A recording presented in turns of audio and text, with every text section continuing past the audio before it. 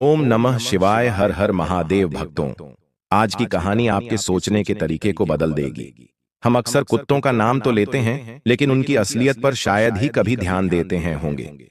जब गुस्से में या मजाक करते हुए किसी को गाली देनी होती है, तो हम बिना सोचे समझे कुत्ते का नाम ले लेते हैं। क्या कुत्ता सच में इतना टूट है, इतना गया गुजरा है?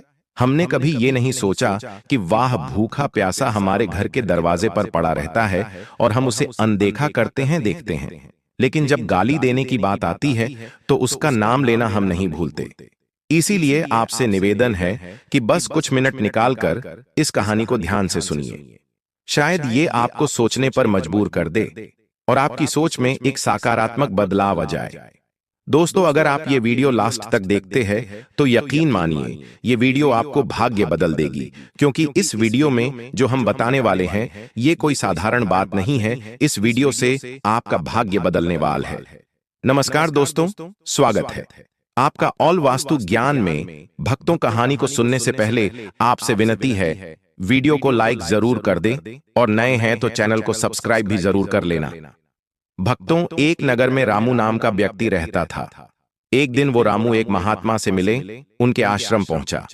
वहां उसने देखा कि महात्मा कुछ लोगों को उपदेश दे रहे थे।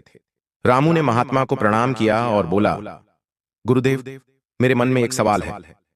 महात्मा मुस्कुराए और बोले, बेटा, संकोच मत करो, जो भी सवाल है खुलकर पूछो। रामू ने कहा, गुरुदेव, मैं जानना चाहता हूं कि कुत्ते को रोटी खिलाने से कौन से लाभ होते हैं। महात्मा ने मुस्कुराते हुए कहा, अगर लोग कुत्ते को रोटी खिलाने के फायदे जान लें तो उनका जीवन सुखमय हो जाएगा। कुत्ते को रोटी खिलाने से 8 बड़े लाभ होते हैं। जो इन बात को समझ लेता है उसे कभी दुखों का सामना नहीं करना पड़ता। महात्मा ने आगे कहा, बेटा, एक कहानी सुनो। एक समय की बात है, एक भूखा प्यासा कुत्ता गांव के हर दरवाजे पर जाता, लेकिन कोई उसे रोटी का टुकड़ा तक नहीं देता। वाह, लाचार होकर इधर उधर भटकता रहता है। एक दिन वह गांव के बाहर एक आश के आश्रम में पहुंचा। उसने आशी से प्रार्थना की, हे मुनिवर, मैं बहुत भूखा हूं, कृपया मुझे रोटी का एक टुकड़ा दे दीजिए। दासी ने पूछा, क्या तुम्हें गांव में किसी ने रोटी नहीं दी? कुत्ता बोला, मुनिवर, मैं क्या कहूं, कोई मेरी बात समझता ही नहीं। रश ने सहानुभूति से कहा, तुम्हारी पीड़ा मैं समझ सकता हूं, बताओ क्या हुआ। कुत्ते ने कहा, हमारे पास ना घर होता है, ना कमाने का कोई समाधान। हमें काढ़े पहने या पढ़ने लिखने का ज्ञान नहीं है। सर्दी, गर्मी, बरसात सब सहते हैं, लेकिन मुनिवर, हम भी इंसानों की तरह भूख से तड़पते हैं। दर्द से दर्द होता है और दुख में रोते हैं। ईश्वर ने हमें वैसे ही बहुत कष्ट दिया है, फिर भी लोग हमें परेशान करने से बाज नहीं आते। हम आपकी तरह इंसान नहीं हैं, हम पराधीन जीव हैं। जब हमारा जन्म हुआ, वह समय हमारी आंखें और कान बंद थीं। हम ये नहीं कह सकते कि हमारे जन्म पर भी वैसा ही जश्न हुआ होगा जैसा आपके जन्म पर होता है। नाच गाना बाजे बजते हैं, खुशी मनाई जाती है। क्या हमारे जन्म पर भी किसी ने खुशी मनाई होगी? जब मैं पैदा हुआ तो मुझे लगा कि मैं किसी बड़े घर में आया हूं, क्योंकि जिसकी जगह हम थे वह मुझे नरम और सुरक्षित लगी। लेकिन जब हमारी आंखें खुली तो मैंने देखा कि हमारी मां, जिसे आप लोग कुतिया कहते हैं, हमारी मां अपनी छत्ती से लगाकर एक पुराने कपड़े के ढेर पर लेटी थी। हम 5 भाई थे, बाकी 4 भाई लाल और भूरे रंग के थे। मैं अकेला काले रंग का था। सबसे छोटा मैं और कामजोर भी मैं ही था। हमारी मां हमसे कम ही मिल पाती थी, क्योंकि उसे भी अपना भोजन का इंतजाम करना पड़ता था। अगर वह खुद भूखी रहती तो हमें दूध कैसे पिलाती? एक मां होने के नाते वह हम 5 का ख्याल रखती थी।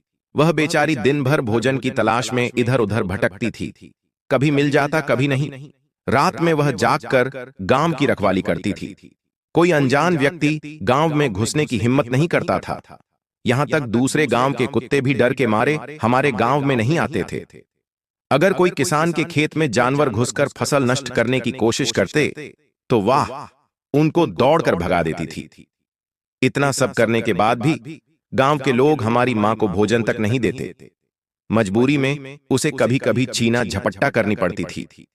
अगर लोग उसे ऐसा करते थे देख लेते तो लाठी डंडों से पीट कर भगा देते। कई बार तो बेचारी भूखी प्यासी ही रह जाती थी। हे मुनिवर, भोग तो हमें भी आपकी तरह ही लगती है, ऊपर से हमारी माँ को हमारी भी चिंता रहती थी। वाह, हमारी देखभाल के लिए हमेशा परेशान रहती थी।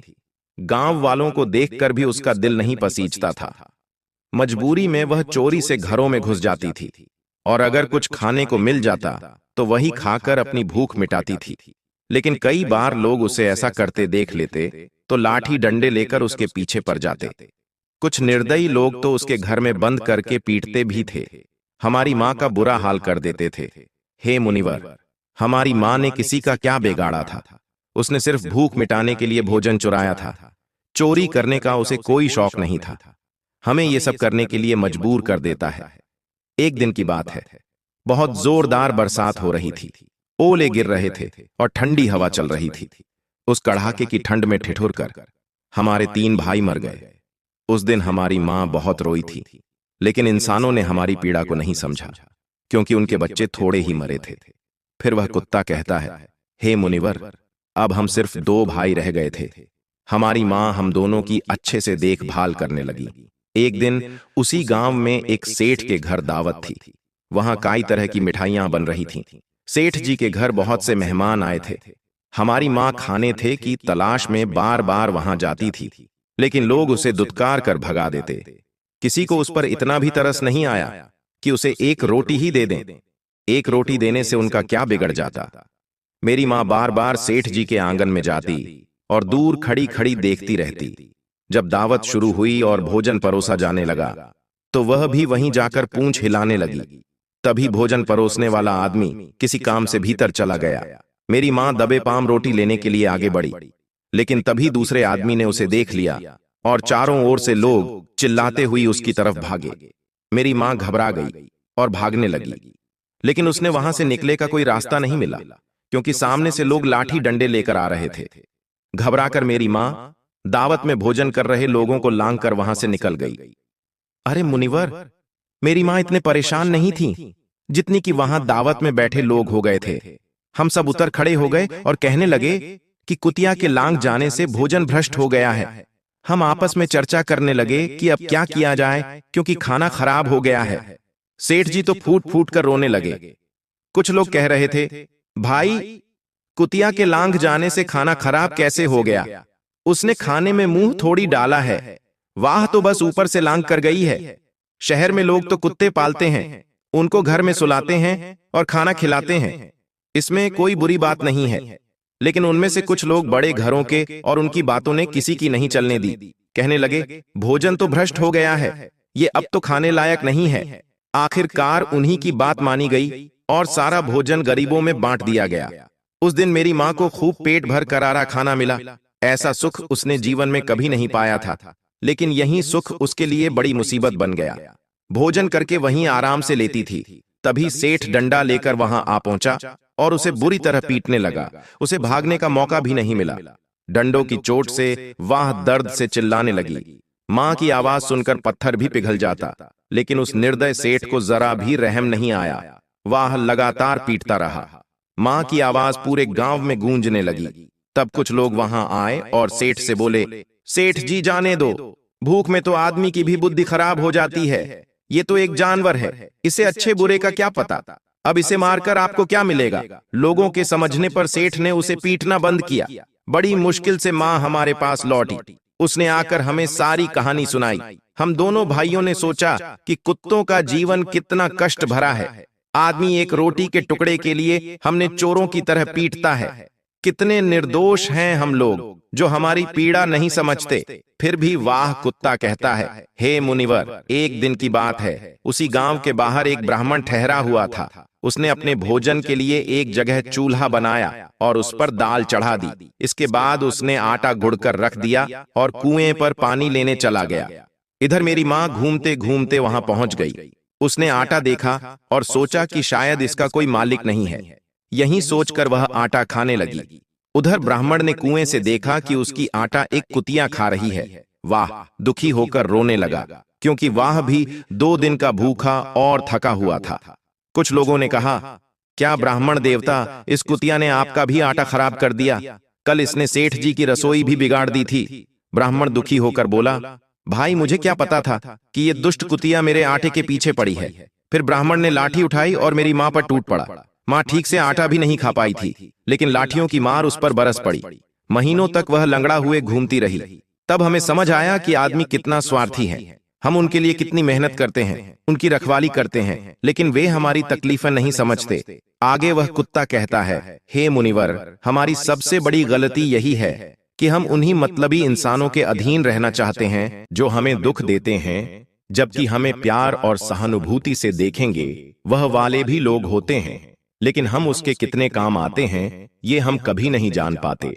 भक्तों, कुत्ते न केवल हमारे घर की सुरक्षा करते हैं, बल्कि वे हमारे जीवन में कैसे अन्य सकारात्मक प्रभाव भी डालते हैं, जिनके बारे में बहुत कम लोग जानते हैं। महात्मा ने कहा था, यदि मनुष्य कुत्ते को रोटी खिलाने के महत्व को समझ ले तो वह जीवन के कई संकटों से बच सकता है। आज मैं आपको बताऊंगा कुत्ते को रोटी खिला के 8 ऐसे लाभ जिन्हें जानकर आप हैरान रह जाएंगे। जब घर में रोटियां बनती हैं तो पुरानी परंपरा के अनुसार पहली रोटी गाय के लिए और आखिरी रोटी कुत्ते के लिए रखी जानी चाहिए। महात्मा का कहना था कि ये नियम भगवान ने बनाया था, लेकिन आजकल नियम में लोग को भूल चुके हैं और इसका नकारात्मक असर उनके जीवन पर हिस्सा है। पहला फायदा, कुत्ते को रोटी खिलाने से घर के गृह दोष कम हो जाते हैं। महात्मा के अनुसार यदि शनि की महादशा चल रही हो तो कुत्ते को रोटी खिलाने से शनि का प्रभाव कम हो सकता है और व्यक्ति की मुश्किलें आसान हो सकती हैं। दूसरा फायदा, कुत्ते को रोटी खिलाने से आपकी किस्मत चमक सकती है और घर में नकारात्मक ऊर्जा का नाश होता है। तीसरा फायदा, ये एक ऐसा कदम है जो माता लक्ष्मी की कृपा को आकर्षित करता है और घर में कभी धन की कमी नहीं होती। चौथा फायदा, कुत्ते को रोटी देने से कर्ज से मुक्ति मिल सकती है और यदि पहले से कर्ज में है तो इसे छुटकारा पाने में मदद मिल सकती है। पांचवा फायदा, जब आप कुत्तों को नियम से भोजन देते हैं तो ये आपके व्यापार में प्रगति लाता है। छठा फायदा, कुत्ते को रोटी खिलाने से आपकी आयु में वृद्धि होती है और अटका हुआ धन वापस मिल जाता है। सातवां फायदा, कुत्ते को रोटी देने से आपके स्वास्थ्य में सुधार होता है, मानसिक स्थिति भी मजबूत रहती है और आप हमेशा ऊर्जावान महसूस करते हैं। आठवां फायदा, भगवान को सभी जीवन की चिंता रहती है, इसलिए जब आप कुत्ते को रोटी खिलाते हैं तो भगवान प्रसन्न होते हैं और उनके आशीर्वाद से आपका परिवार सुखी रहता है। महात्मा ने यह भी बताया कि जब कुत्ता रोता है तो इसे एक निराशा मन जाता है। ये कोई संकट या अनहोनी का संकेत होता है, क्योंकि कुत्ते को कभी भी दुखी नहीं करना चाहिए। तो दोस्तों, आपको ये जानकारी कैसी लगी? कृपया कमेंट बॉक्स में जरूर बताना। अगर ये जानकारी पसंद आई हो तो हमारे चैनल ओनेल वास्तु ज्ञान को सब्सक्राइब करें और कमेंट में जय मां लक्ष्मी जरूरी लिखें, इससे आपका दिन अच्छा जाएगा।